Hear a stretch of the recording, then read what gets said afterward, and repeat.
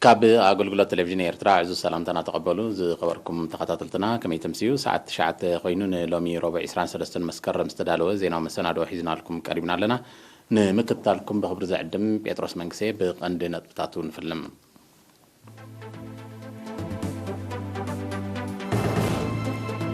أما حدا رزبا دوباو قيح بحري قس السلاسل زلو هنسا تكالات محبرا وقلقلو تعزيبون وكونن حبريتان قصقاسن منستر مكلخال أب موياتات مراخب بوزهان زتكور سلطانا وديبون إيرترا إيطاليا أب تنقرو أهقرا وددر الشامبيون قدم بشكلتا كتساتفيا هواوي أمريكا بالعليو جيراتو زلا نقراو محنقوتات داقم قمت كتقبرو لتقويون إيران 188 حدثت سبال ونفرتين ناب مسارع مكلخالا كم تنبرت حبيرا أبا أستراليا أستاس 380 عساتت نباري تنقوب زي تفلت مخنيات مويتهم أما حدار زبادو باوقيح بحري أمباسادر محمد سعيد مانتاي قسقاس أب الرا من محدار كوابي بحيطة سلاسل زلو هنسة تكالات محبرا أو قلقلو تعزيبون مطرنا في عدتات مسرت معبالة سلازغونه هزبي صقاماتو تقبلو يغريتا هزبي صقاماتو تقاليلو مسترهو كركب منتي فحز بلا عدتات محبرا او قلقلوتا بزرخ بالو زقربن زتصنعن كبابيتات كترنفا امباسادر محمد سعيد الزخاخيرو ترى هزبي اب مدبات لمعات وسان مخانو تقيس دما بكبابيو زتكبر مسرحن مصقان صرغياتات ملي وحايزن كال لمعاتو مدباتن ادمعنت نخيلو من محدارات ودابيتاتنا حيلن بعتب كدافالو صويعون أمباسادر محمد سعيد مانتا يا موداتا من نبابر حزبين من محياج زكاية صعري قصال مخانو بمرقات أبتي كبابي التبابعي وطيت زركا وزرلو حرشا ونتفتات المسفح من محدار زبا زدل من دقاف كقبر مخانو الرقاقيتون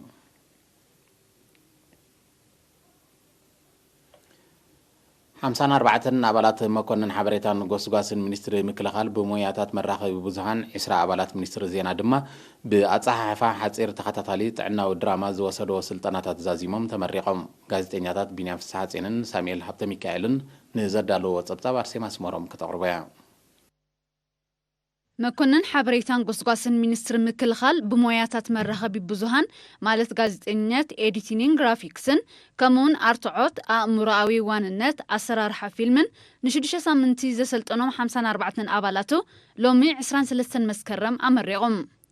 أبتي حلقة تغلال ستاف حيلتات مكلخال إيرترا جنرال فيليبوس والدي يوهانس ترغبلو سنسرعات اتسلطنا بمكرات أبالات مينستر زينان عدمات عبيت موياويان ممهرانن زتوهب مخانو أما كنن حبريتان قوسقاسن مينستر مكلخال حلاف زينا قوسقاسن حبريتان كابيتان فسحي لملم قليتهم علامانة سلطنا كافة لما كلتجحن 21 أب تلفزيون إيرتران زغرب بمينستر مكلخال زدالو مدبوالتا بقعات موياويان نممل مال مخانو على في مكونن حبريتان قوسقاسن مينستر مكلخال كولونيل سولومون سيوم حبيروم تمرقتي بوغنوم تسلطنا نزصنحم مباتاو فلطت زعمقن افلطوم زسفحن مخانو بمتقاس ببمدرخو قصالنت كهلو تلابيام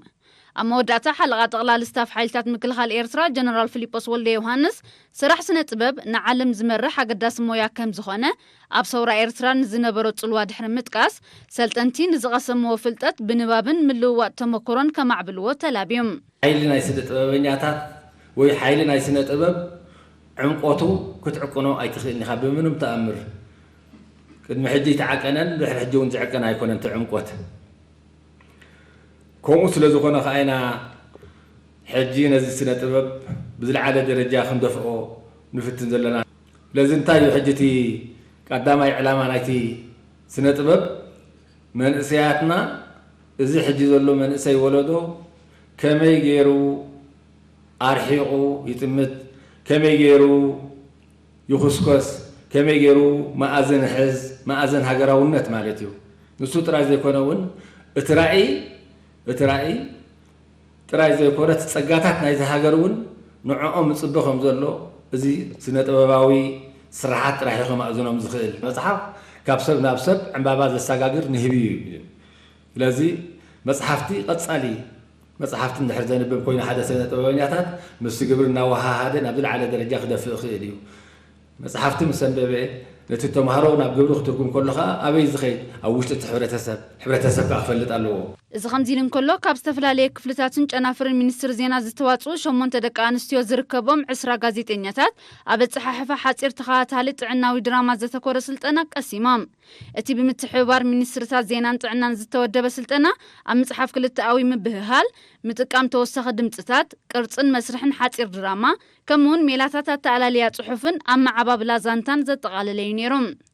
ነቲ ስልጠና ክህብ ዝቐነየ ኣብ ባህላዊ ጉዳያት ግደፍ ክኢላ ቲያትርን ፊልምን ስነ ጥበባዊ ኤፍሬም ካሕሳይ ኣብ ዝሃቦ ቃል እቲ ዕላማ ኣድማዕዮ ብመሳጢ ኣገባብ ምድላው ምዃኑ ብምጥቃስ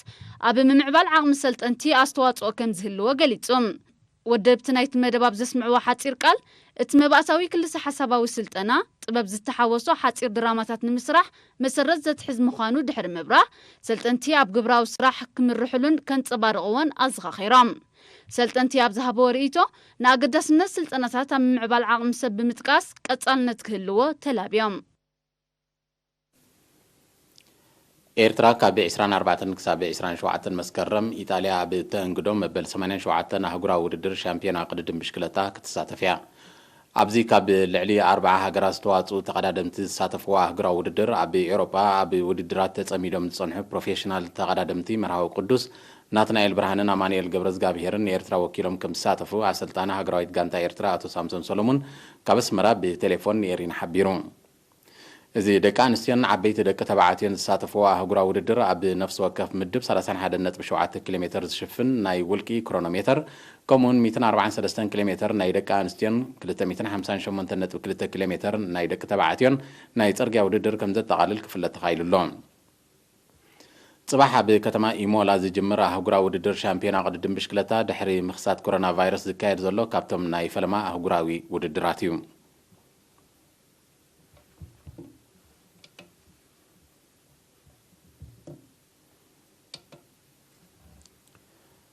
ኣብ ኑዘባ ሃበሮ ምምሕዳራት ከባቢ ሃበሮ ጸሊም ገለጥ ቃርዕ ዕበልን ፍልፍለን ዝተዘርአ 2225 ሄክታር ኣብ ዘተማምን ደረጃ ከም ዝበጽሐ ተገሊጹ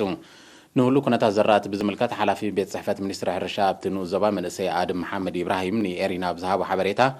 ብጠቕላላ 4000 ሄክታር እኳ እንተተዘርአ ኣብ ሰሜናዊ ክፋል ማለት ምምሕዳራት ከባቢ ሃበሮ ጻዕዳን ኣፍዓዩን ዓሪታይን መዝረትን ዝርከብ 1775 ሄክታር እኹል ዝናብ ስለ ዘይረኸበ ከምቲ ዝድለ ከም ዘይማዕበለ ብርሂሙ ኣካየድ ስራሕ ምምሕዳር ከባቢ ሃበሮ ጻዕዳ ኣቶ መሐመድ ሓመድ ብወገኑ ብፍላይ ኣብ ዓድታት ኣስቃቅ ጨወኒ ልዊት እምባሃራን እትሓረ ዋያታትን ዝተዘርአ 600 ሄክታር ብሰንኪ ሕፅረት ዝናብ ከም ዝሃጎገ ሓቢሩ ሓላፊ ቤት ጽሕፈት ሚኒስትሪ ሕርሻ ኣብቲ ኑዘባ መንእሰይ ኣድም መሐመድ ኢብራሂም ብመወዳእታ ሓረስቶት ናይቲ ድሓን ዝኾነ ዝናብ ዝረኸበ ደቡባዊ ክፋል ኑዘባ ሃበሮ እቶቶም ኣብ ቆፉ ክሳብ ዝኣቱ ካብ ባልዓትን ጨራሩን ንምክልኻል ዝገብርዎ ዘለዎ ሓልዋ ክቕጽልዎ ንዝኾነ ዘሰክፎም ተሪኦ ካብ ቅልጡፍ ንቤት ጽሕፈት ሕርሻን ምምሕዳራቶምን ክሕብሩ ኣዘኻኺሩ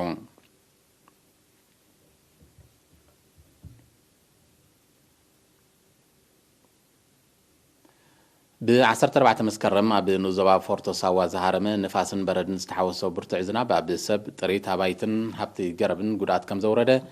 ዶንጊ ዝበፅሓና ሓበሬታ ኣፍሊጦም ብመሰረት ሓበሬታ ወኪል ኤሪና ኣብ ምምሕዳር ከባቢ ሆሚብ ሓደ ሰብን ክልተ ኣግማልን ብበርቂ ክሞቱን ከለዉ ሓደ ብውሕጅ ከም ተወስደ ክፍለጥ ተኻኢሉሎ ብዘይካዚ ኣብ ሓውሲ ከተማ ፎርቶ ማዓስከር ሳዋ ሆሚብን ፈዳዳብን ኣስታ 600 ዓበይቲ ኣግራብ ከም ዝወደቐ ኣብ ሆሚብን ግርግርን ድማ 80 ኣጓዱን ቀጽሪ ቤት ትምህርቲ ሆሚብን ከም ዝፈረሰ እቲ ሓበሬታ ኣነጺሩ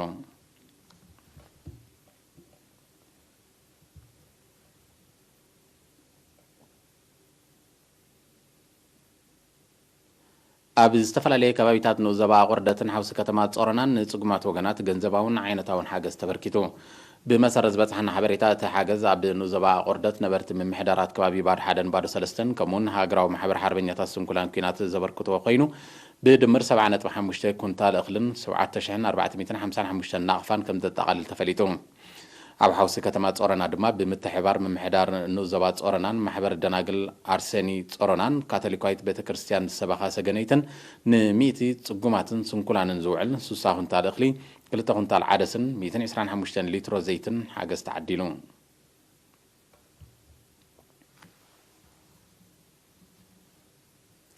ዝኸበርኩም ተኸታተልቲ ድሕሪ ዛ ሓጻር መሰጋገሪት ኣህጉራዊ ዜናታት ከነቕርበልኩም ኢና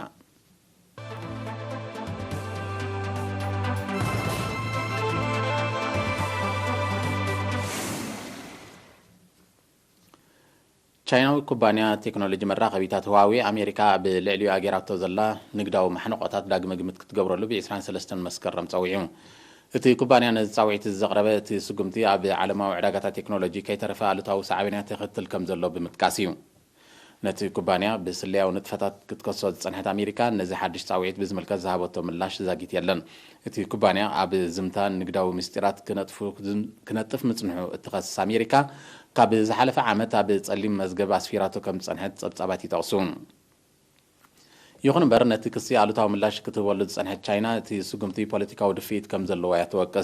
ኣሜሪካን ቻይናን ኣቐዲመን ኣብ ንሓድሕደን ናይ ልዕሊ 360 ቢልዮን ዶላር ዝበጽሕ ወሰኽ ቀረጽ ከም ዝገበራ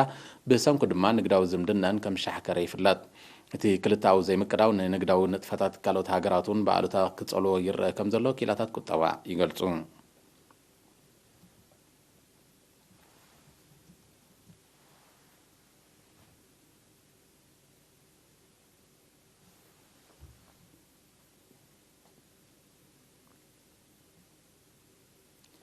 ኢራን ወታደራዊ መዓላ ከም ዘገልግላ ዝገለጸተን 188 ሓደስቲ ሰብኣልዎ ነፈርቲ ናብ መሳርዕ ምክልኻላ ከም ጸንበረት ኣፍሊጣ ገለ ካብተን ነፈርቲ ኣብ ጽፍሒ ማይ ዝንቀሳቐሳ ክኾና ከለዋ ገለ ድማ ሚሳይል ክዋደደለን ከም ዝኽእል ሰብ መዚ ምክልኻል ኢራን ገሊጾም እዘን ብውሽጣዊ ዓቕሚ ኢራን ዝማዕበላ ሓደስቲ ሰብኣልዎ ነፈርቲ ብፍላይ ኣብ መያዊ ኣካላት ኣብ ዝካየድ ስላዊ ንጥፈታት ልዑል ብቕዓት ከም ዘለዎን እቶም ሰበስልጣን ገሊጾም ኢራን ኣብ ወሽመጥ ዓረብ ንዝግበር ዘሎ ወታደራዊ ንጥፈታት ሓያላን ሃገራት ንምግታ ወታደራዊ ዓቕማ ንምምዕባል ትሰርሕ ከም ዘላ ክትገልጽ ጸኒሓ ሃገራት ምዕራብ በቲ ማያዊ ኣካል ንዝካየድ ንግዳዊ ንጥፈታት ውሑስ ንምግባር ዝሕግዝ ልፍንታዊ ወታደራዊ ሓይሊ ከም ዘቐማ ይዝከር ይኹን እምበር እቲ ወታደራዊ ልፍንቲ ኣብ ልዕሊ ኢራን ጸቕጢ ንምፍጣር ክኸውን ከም ዝኽእል ወታደራውያን ተንተንቲ ይእምቱ ኢራን ኣብ ዝሓለፈ ዓመት ኣብ ከባቢ ክልል ኣየር ወሽመጥ ህርሙዝ ሰብኣልቦ ነፈርቲ ኣሜሪካ ሃሪማ ድሕሪ ምውዳቓ ኣሜሪካ ኣብቲ ከባቢ እትገብሮም ምንቅስቓስ ከም ዝሐየለቶ ነቲ ኩነታት ብቐረባ ዝከታተሉ ወገናት ይገልጹ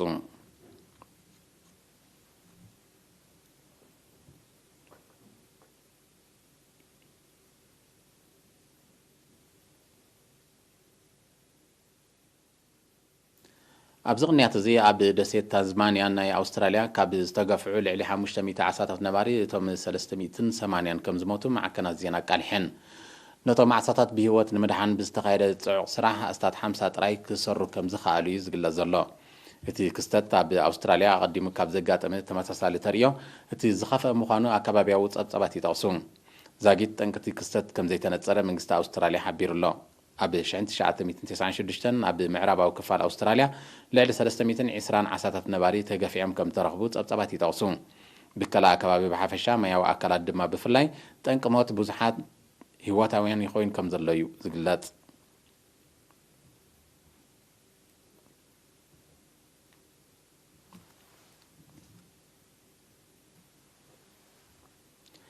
ቻይና ኣብ 2060 ካብ መጥፋእቲ ካርቦን ነጻ ክትኮን ዓሊማ ትሰርሕ ከም ዘላ ፕሬዚደንት ሺ ጂንፒንግ ትማሊ 22 መስከረም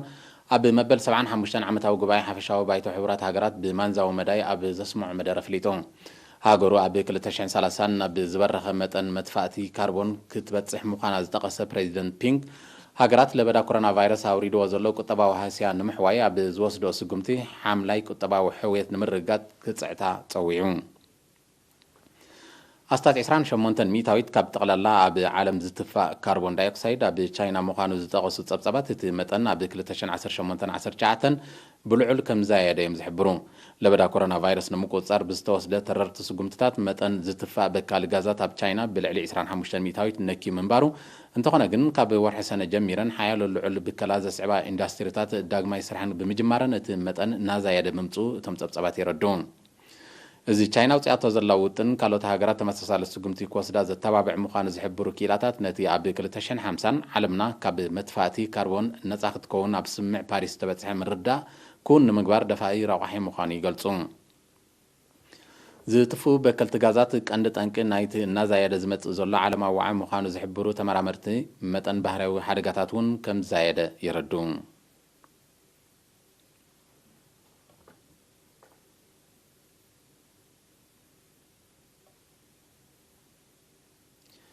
መንግስቲ አፍጋኒስታን ከም ቅድመ ኩነት ንምብግጋስ ዘተሰላም አፍጋኒስታን ነፃ ካብ ዝለቀቆም ልዕሊ 5000 ኣባላት ጣሊባን እቶም ዝበዝሑ ዳግማይ ናብ መሳርዕቲ ጉጅለ ብምጽምባር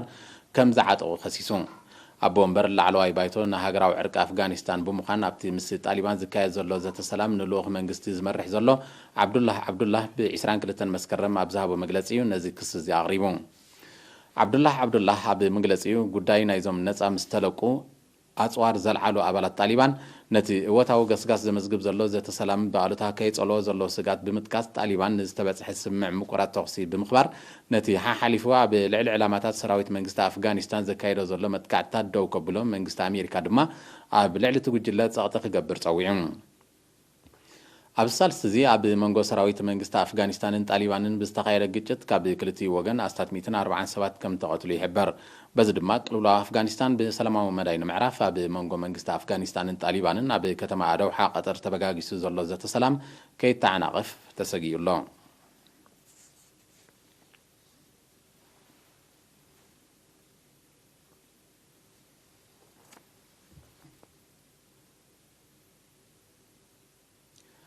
تركن فرنسان بعدنا عقد ጸጋታት ምብራቃዊ ማእከላይ ባሕሪ ኣብ መንጎ ኤውሮጳ ሕብረትን ቱርክን በሓፈሻ ቱርክን ግሪክን ድማ ብፍላይ ተፈጢሩ ዘሎ ዘይምቅዳው ብዲፕሎማሲያዊ ዘተ ክፍታሕ ተራዳድየን እተን ሃገራት ኣብዚ ምርዳእ ዝበጽሓ ፕሬዚደንት ፈረንሳይ ኢማኑኤል ማክሮንን ፕሬዚደንት ቱርኪ ሬሲፕ ጠይብ ኤርዶጋንን ትማሊ 22 መስከረም ኣብ ዘካየድዎ ንውሕ ዝበለ ናይ ቴሌፎን ርክብ ከም ዝኾነ ማዕከናት ዜና ቃሊሐን ብዘይካዚ ክልቲኦም መራሕቲ ግሪክን ሪፐብሊክ ቆጵሮስን ዝጽንበሮ ዝሰፍሐ ቀጥታዊ ርክብ ብምክያድ ነቲ ተፈጢሩ ዘሎ ውጥር ኩነታት ብሰላማዊ ፖለቲካዊ መዳይ መዕለቢ ንምርካብ ክጽዓት ተሰማሚዖም ክልቲኦም መራሕቲ ነዚ ርክብ ዘካይዱ ዘለው ትማሊ 22 መስከረም ኣብ መበል 75 ዓመታዊ ዋዕላ ሓፈሻዊ ባይቶ ሕብራት ሃገራት ብማንዛዊ መዳይ በብወገኖም ኣብ ዘስምዕዎ መደረ ንጉዳይ ዕደናን እጀታን ምብራቃዊ ማእከላይ ባሕሪ ብዲፕሎማሲያዊ መዳይ ንምፍትሑ ርክብ ከካይዱ ቁርባት ምዃኖም ድሕሪ ምርጋጾም እዩ ብጉዳይ ዕቆር ጸጋታት ምብራቃዊ ማእከላይ ባሕሪ ኣብ መንጎ ቱርክን ግሪክን ተኸሲቱ ዘሎ ዘይምቅዳው ድሕርቲ ኣብ 1974 ብጉዳይ ቆጵሮስ ኣብ መንጎን ዝተኻየደ ግጭት ዝኸፍአ ምዃኑ እዩ ዝግለጽ ዘሎ ኤውሮጳዊ ሕብረት ብሓፈሻ ፈረንሳ ድማ ብፍላይ ቱርኪ ኣብቲ ስትራቴጂካዊ ማያት ዕደናን ባህራዊ ጋዝ ንምክያድ ኣውፅያቶ ዘላ ውጥን ከተቋርጾን ኣህጉራዊ ሕጋጋት ከተኸብርን ክጽውዕ ምጽንሑ ይፍለጥ فرنسان غريخن نابتي كبابي حبرا وتادراو لمد دحر مكيادن تركي بوغنا تمسسال لمد مكيادا يذكر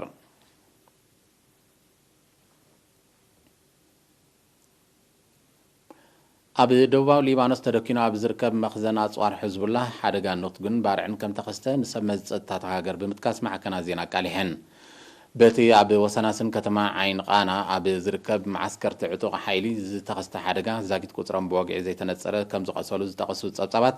ንዋታዊ ዕንወቱን ከም ዝወረደ ኣረድዮም ዛጊት ብወገን ሕዝቡላህ ዝተዋሃበ ወግዓዊ መግለፂ እኳ እንተዘየለ ሚኒስትሪ ምክልኻል ሊባኖስ ግን ነቲ ሓደጋ ዝምርምር ጉጅለ ኪላታት ተላኢኹ ከም ዘሎ ይሓቢሩ እቲ ነጥጊ ትርፍራፍ ነተግቲ ናይቲ ኣብ 2006 ኣብ መንጎ ሕዝቡላህን እስራኤልን ዝተኻየደ ኩናት ተዚንሉ ኣብ ዝነበረ ህንጻ ከም ዘጋጠመ ማዕከናት ዜና ሊባኖስ የቃልሕ ኣለዋ እዚ ሓደጋ እዚ ኣብ ዝሓለፈ ወርሒ ኣብ ወደባዊት ከተማ ቤይሩት ዝተስተን ህይወት ኣስታት 200 ሰባት ዝቐዘፈን ሓደጋ ነጥጊ በሰሉ ገና ከሓወየ ብምኽሳቱ ኣብታ ሃገር ተወሳኺ ራዕድን ስጋኣትን ፈጢሩ ምህላው ተገሊጹ